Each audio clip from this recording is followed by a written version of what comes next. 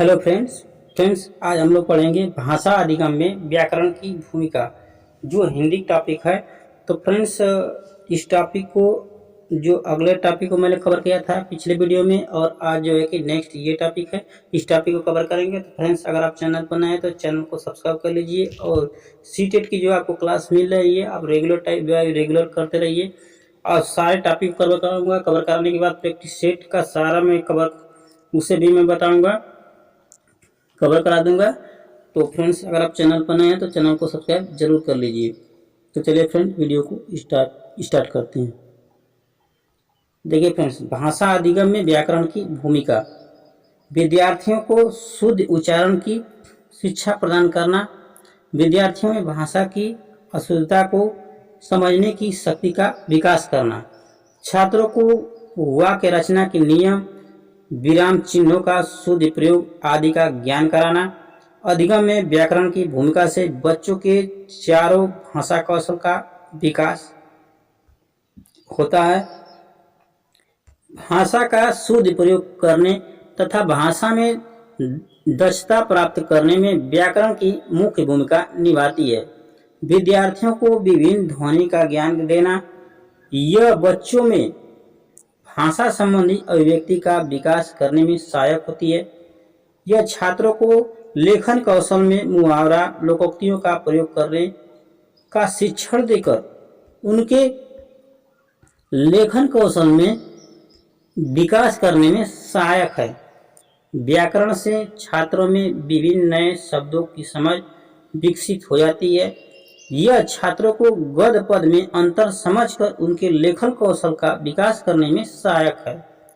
व्याकरण छात्रों के लेखन में संज्ञा, सर्वनाम, विशेषण, क्रिया विशेषण, प्रत्यय, उत्तर तथा तत्सम, शब्द, तत्सव, तत्वय शब्द आदि के प्रयोग से उसके लेखन कौशल में विकास करने में सहायक है।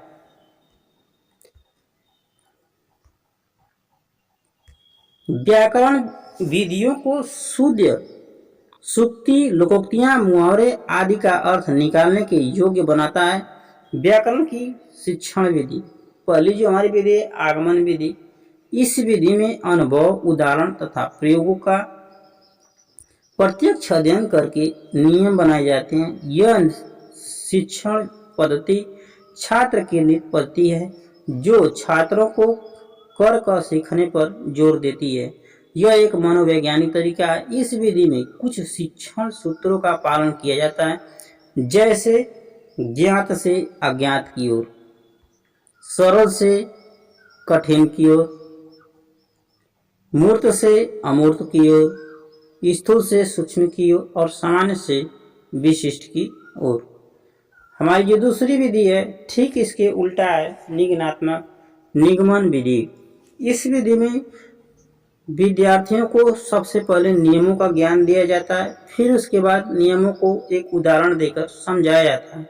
इस पद्धति को हम शिक्षक केंद्रित विधि कहा जाता है, जिसमें शिक्षक सभी नियमों को पढ़ाता है।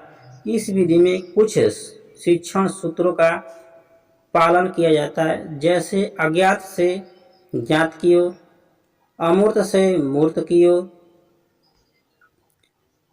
सूक्ष्म से स्थूल की ओर, नियम से उदाहरण की ओर। अब हमारी नेक्स्ट विधि जो है अनुकरण विधि। इस विधि में बालक अनुकरण करके सीखता है, इसलिए इस विधि को अनुकरण विधि कहा जाता है। इस विधि में बालक अपने शिक्षक का अनुकरण या नकल करके लिखना, पढ़ना, नवीन रचना करना सीखता है। इस विधि के अंतर्गत बालक शिक्षक के उच्चारण को सुनकर वाचन करना सीखता है। पहले शिक्षक बोलता है, फिर बच्चे उसका अनुसरण करते हैं। नेक्स्ट हमारी जो विधि है वो है व्याख्यान विधि। व्याख्यान विधि में किसी तथ्य, विषय की व्याख्या की जाती है।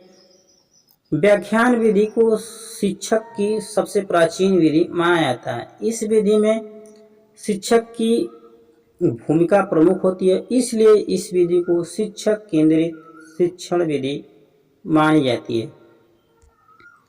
नेक्स्ट हमारा जो है विधि है भाषा संसर्ग विधि। भाषा संसर्ग विधि क्या है कि यह एक व्याकरण शिक्षण की विधि है। इस विधि में रचनाओं के माध्यम से व्याकरण का ज्ञान दिया जाता है। प्राथमिक कक्षाओं हेतु यह विधि काम में लाई जाती है। इस विधि के द्वारा छात्रों को अच्छे लेखन की पुस्तकों के माध्यम से व्याकरण का ज्ञान दिया जाता है। उसके बाद कक्षा कक्ष में बहुभाषिता एक संसाधन के रूप में बहुभाषिता विद्यार्थियों के शब्द भंडार में वृद्धि करती है। बच्चे अपने विचारों को अपनी मातृभाषा में सहज रूप से व्यक्त करते हैं, जिससे उनके मौखिक कौशल का विकास होता है। बहुभाषिकता का मुख्य बच्चों में रचनात्मक का विकास करने में सहायक होता है। कक्षा में विभिन्न भाषाओं का प्रयोग करना सांस्कृतिक आदान प्रदान का ही माध्यम है। भिन्न भिन्न भाषाओं के प्रयोग करने से सभी छात्रों को एक दूसरे की भाषा समझने का अवसर मिलता है तथा वह अपनी मातृभाषा का सम्मान करने के साथ ही दूसरों की भाषाओं एवं संस्कृतियों का सम्मान करना सीखते हैं। बहुभाषिक क्षमता संज्ञानात्मक वृद्धि, सामाजिक सहिष्णुता, विस्तृत चिंतन और बौद्धिक उपलब्धियों के स्तर को बढ़ाती है। इसलिए भाषाओं को विद्यालय में एक संसाधन के रूप में प्रयोग किया जा सकता है। अलग अलग भाषिक पृष्ठभूमियों से होने के कारण बच्चों के शब्दों व उनके उच्चारण में विभिन्नता पाई जाती है। इसलिए भाषिक पृष्ठभूमि के आधार पर किसी को भी पीछे नहीं छोड़ा जा सकता। बच्चों की भाषा विविधता को एक संसाधन के रूप में प्रयोग किया जा सकता है। इस बात के प्रमाण भी मिले हैं कि द्विभाषीय बच्चों की वैचारिक क्षमता उनकी बच्चों की तुलना में अच्छी होती है। कक्षा कक्ष में बहुभाषिकता एक चुनौती के रूप में बच्चों पर क्षेत्रीय भाषाओं का प्रभाव। भारत एक बहुभाषीय देश है। विभिन्न क्षेत्रों की अपनी भाषा होती है और क्षेत्रीय भाषाओं का छात्रों पर प्रभाव पड़ता है, जो शिक्षण प्रक्रिया में एक चुनौती है। छात्रों में भाषाई कौशल विकसित करने की चुनौती।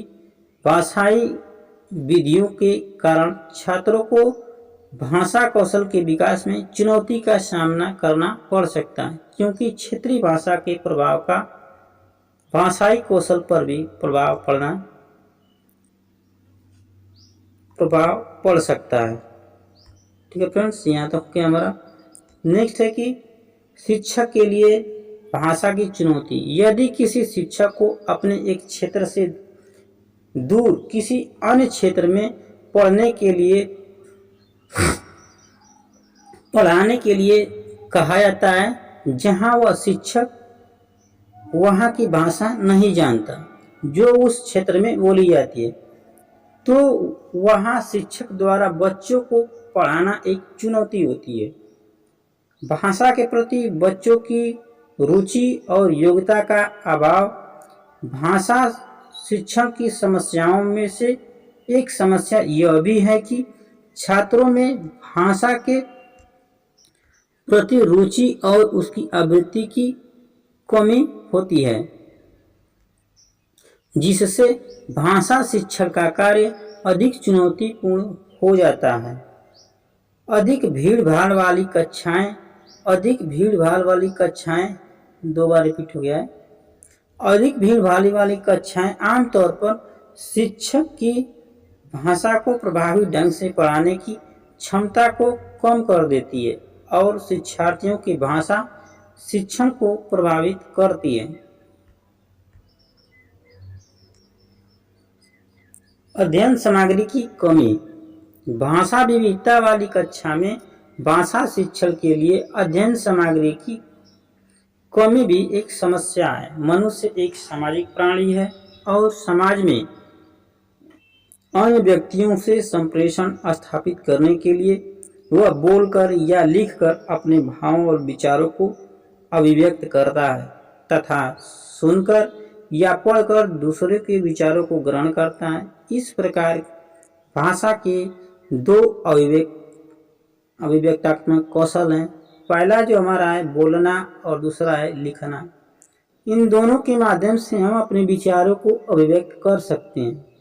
और भाषा के दो और ग्रहणात्मक कौशल हैं, जो हमारा पहला है सुनना और दूसरा जो है पढ़ना। इन दोनों के माध्यम से हम दूसरों के विचारों को एवं उनकी बातों को ग्रहण कर सकते हैं। भाषा से संबंधित इन चारों क्रियाओं के प्रयोग करने की क्षमता को भाषा कौशल कहा जाता है। इसका विकास एवं इसकी दक्षता प्राप्त करना ही भाषा शिक्षण का उद्देश्य है। भाषा शिक्षण के लिए आवश्यक चार कौशल एक दूसरे से परस्पर अंतर संबंधित हैं। प्रत्येक कौशल का विकास किसी न किसी रूप में एक दूसरे पर निर्भर करता है। फ्रेंड्स, आज हम लोग भाषा कौशल तक खत्म कर दिए, जो हमारा चार कौशल था, सुनना, बोलना, पढ़ना, लिखना। तो फ्रेंड्स, शाम को अभी आपका जो है कि एक प्रैक्टिस सेट चलेगा, जो आपका EVS का और आपका बाल विकास का खत्म हो गया है टब, उसका आपका प्रैक्टिस सेट भी चलेगा। शाम को आपकी एक वीडियो आएगी, तो उससे आप देखिएगा। इससे आप पता चलेगा कि आप कितना कर पा रहे हैं। 30 में आप 15 आपको पेडोलॉजी आएगी और 15 का कंटेंट आएगा। तो आपको ये पता चलेगा इससे सेट करने से कि आपका कितना स्कोर बन पा रहा है। तो आप उसे जरूर करिएगा। चलिए फ्रेंड, वीडियो को स्टार्ट करते हैं।